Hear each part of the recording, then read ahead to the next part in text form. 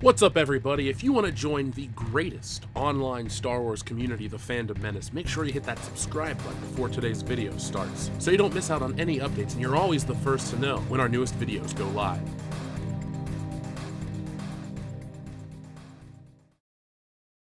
Listen. I can already hear the man babies crying about, why is it female-centric? There's an agenda. Listen, let's just put that to bed and not touch on this again, shall we? My God, these same old talking points. Shut up, John.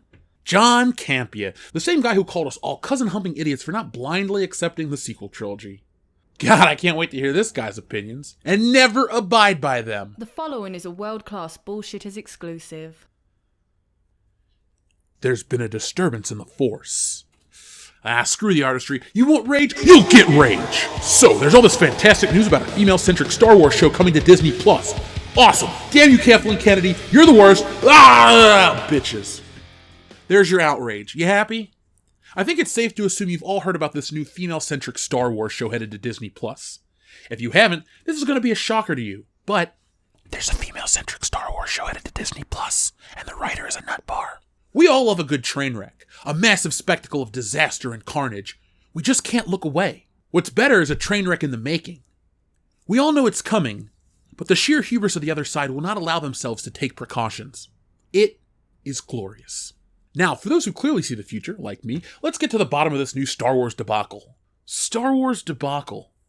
Those two words go together like bacon and eggs, or kibbles and bits, but different. They're synonymous with each other. So let's take it back to the beginning, and let me briefly lay out this story for you.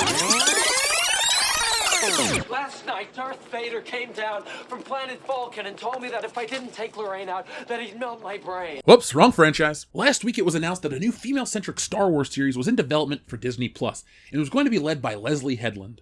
Never heard of her? Until last week, neither had I, but after this video, you'll never forget her name. Leslye Headland was the showrunner for Russian Doll, the Kmart equivalent to Groundhog Day, starring Bill Murray. Groundhog Day is about a cynical TV weatherman who finds himself reliving the same day over and over again when he goes on location to the small town of Punxsutawney to film a report about their annual Groundhog Day.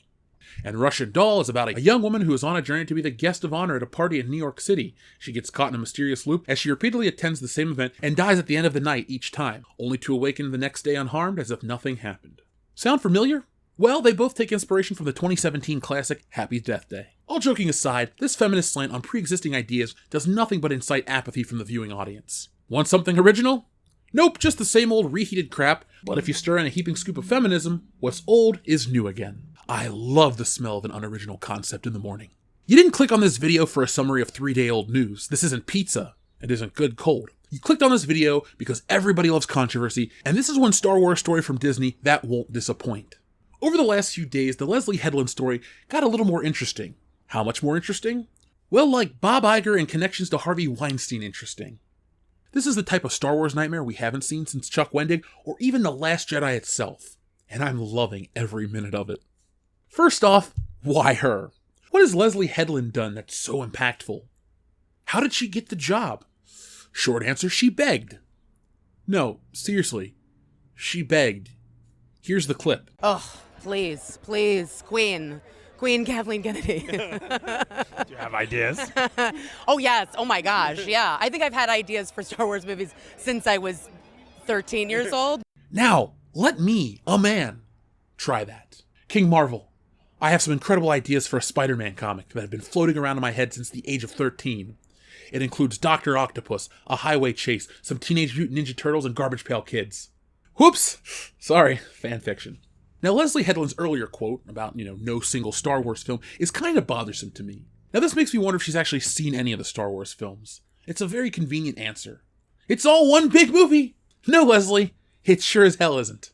What's most interesting about Leslye Headland isn't her variety of work, but who she's worked for. How's the old saying go? It's not who you know, but who you Wait, I can't say that about Leslye Headland, 100% guaranteed. But the other version, it's not about what you know, it's who you know, rings true. Leslye Headland worked for 6 years at Miramax, with one of those years working as a personal assistant to Harvey Weinstein, aka the grossest man on the planet. What sort of information does Leslye Headland have from that 1 year? What was she privy to that we aren't aware of? Well, I'm guessing a lot. Knowledge is power, but dirt holds more weight. And if Leslye Headland has dirt on anyone, well, it's worth its weight in gold. Hollywood is built on secrets, lies, and rumors. And there's rumors that someone at the top is livid with the appointment of Leslye Headland on a Star Wars project. Word on the street, that's the code word for rumor, folks. Word on the street is that Bob Iger himself is livid at the news. Let's get a little more context. A new rumor indicates Disney's top executives, and Bob Iger and Bob Chapek, are livid over the rumored female-centric Star Wars series from Leslye Headland, first reported by Variety. The rumor comes from WDW Pro on the WDW Magic forums. He started a thread noting that a source told him that both Bob Iger and Bob Chapek are unhappy with Lucasfilm, and there is faster than normal movement going on to get high-level meetings going. He described Iger and Chapek's feelings as livid. The term used was livid, but I just can't imagine what they could possibly have done. Later in the thread, another user guessed that their reason for being livid was it might have to do with the rumored female-centric Star Wars series from former Harvey Weinstein personal assistant Leslye Headland. WDW Pro would confirm this guess, writing, "Yep, you beat me to it. Apparently, the gurus at Lucasfilm hired Harvey Weinstein's personal assistant who comes with significant PR baggage, potentially legal baggage, and did so without consulting Disney or their legal department." Smooth move, Kennedy. Makes sense now. I couldn't figure out how they could even screw up from home, but they found a way. Reporting on the rumor, YouTubers Neon and Geeky Sparkles speculate that the information Variety reported on might have come directly from Headland. Neon states, "I'm speculating that Headland took it upon herself." When Geeky Sparkle questioned that the rumor points to Disney being livid at Lucasfilm instead of Headland, Neon responds, "For hiring her, and I think she went running to the press, and I will tell you why. 1, this does not feel like a Disney marketing campaign, and 2, Disney is chopping shows right now. They pulled the plug on shows citing force majeure, which is they have the clause if there is an act of God to pull the plug on already contracted shows." He then continues, "Now if you have 2015 brain, and you go out there and you put yourself out there and you put your face out there and you talk about women power, you're going to scare the studios into not canceling your show. But Disney, that is in dire straits now, they're not going to put up with that shit."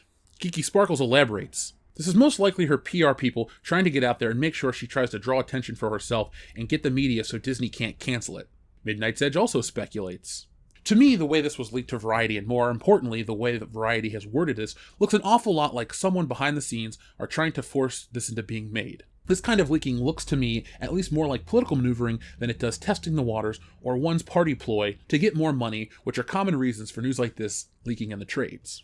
Honestly, I think the reason Variety says the story is being kept under wraps is that there isn't one yet." Midnight's Edge continues, "I think Kathleen Kennedy hired Leslye Headland specifically to do anything female-centric, and they don't even know what it is yet. But now that they've put the news out there, they've got the entertainment media complex and Twitterati all fired up, and it'll be very hard for Bob Iger to shut it down. Disney and Lucasfilm in particular is a house divided." So the series was already insulated from criticism because the writer is a lesbian, the show is female-centric, and all men are trash, and now it seems like the show can be insulated from cancellation. Politics suck. They ruin entertainment. On Saturday, I interviewed a former Lucasfilm employee who discussed with me some of the internal politics at the company. We discussed less than qualified people getting jobs, bad projects moving forward, etc., and this rumor about Headland seems to fall in line with that. You have to ask yourself, why? Well, it's all one big power play. Imagine yourself a powerful ruler, but your power is slipping.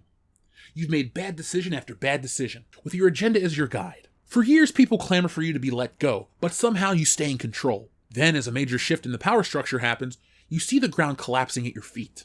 There's nowhere to go but down, so instead of taking the plunge gracefully, you take everyone down with you. For years, there have been people waiting for Kathleen Kennedy to leave Lucasfilm. When it was announced that she'll continue her reign of terror, millions of voices cried out and were suddenly silenced with their collective disappointment. Now, some are theorizing that this could be all part of her bigger plan for unlimited power.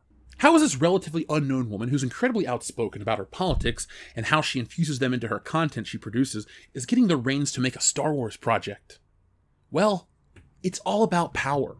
Being connected to Harvey Weinstein means you know things, especially when you're his personal assistant. So to say otherwise would be purely ignorant. Now, to make accusations about abuse cover-ups is an entirely different beast, and we're not.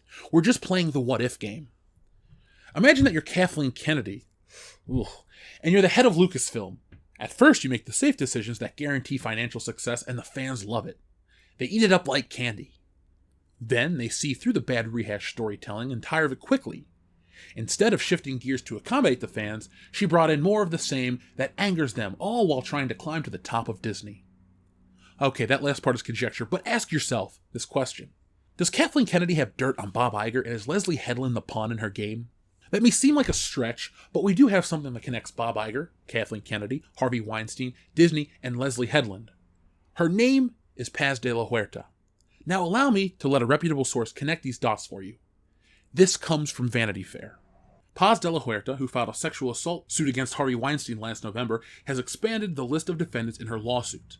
In the new complaint, she names Disney CEO Bob Iger and former chairman Michael Eisner due to her work with Weinstein on the Cider House Rules, which was produced by Miramax, which Disney owned at the time. The Hollywood Reporter notes that the new complaint filed Tuesday states that Iger and Eisner made a series of decisions that allowed a range of actions by Harvey Weinstein that unacceptably harmed certain employees of Miramax.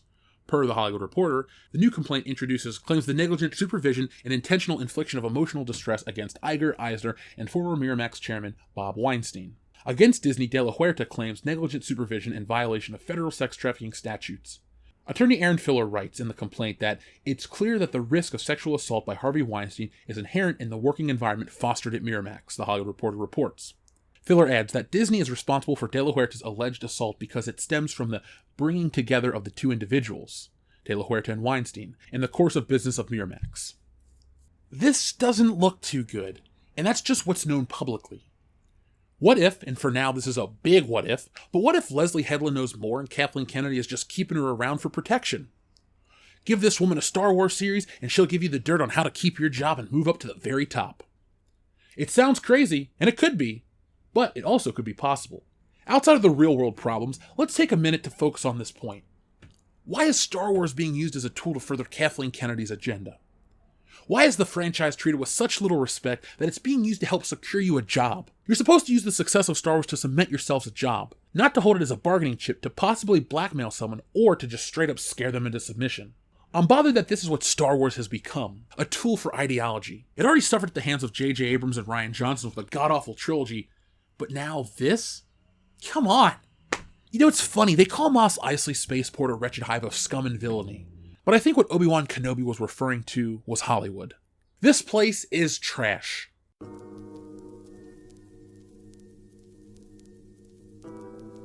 So folks, that's it for me for today. Hope you enjoyed this video. On the way out, do me a favor, hit that thumbs up button and spread this video all over social media. That is how we can help the channel continue to grow. Just spread the word. So I just want to thank everyone for making this content possible, especially those who joined us over on our Patreon page. $1 a month goes a long way, but $5, which is only 17 cents a day, goes even further. That gets you exclusive access to all kinds of content, including a bonus show each and every Thursday night after the podcast, as well as our wrestling podcast, videos, and all sorts of other things. So if that interests you, if you want more of us, if you want to help us continue to grow, well, just go over there and check it out. But what I want to know most of all is what you guys think about this. Do you think it's tasteless? Do you think it's possible that that could be the ulterior motive of Kathleen Kennedy? Putting the information out there to make sure your show doesn't get canceled because you check off all the boxes is very smart. But it hurts a lot of people in the process. And it also hurts our beloved Star Wars. And yes, personal safety outweighs a good movie every time. A movie's just a movie. You don't want anyone to get hurt. But at the same time, I am genuinely bothered that Star Wars is just treated so flippantly as is to, just hand one out to everybody. It's like Oprah with a car. You get a Star Wars series, you get a Star Wars series, but eventually no one's going to get a Star Wars series because we've run the franchise into the ground. So I'm going to head out, folks. Expect a lot more videos this week. Just do me a favor, folks. If you want more videos, hit the thumbs up button and let everyone know. We want to make them, but we want you to watch them as well. So if you're watching them, we'll make them even quicker. So folks, until next time, stay safe. Good luck out there. It's getting kind of crazy. But most importantly, be excellent to each other.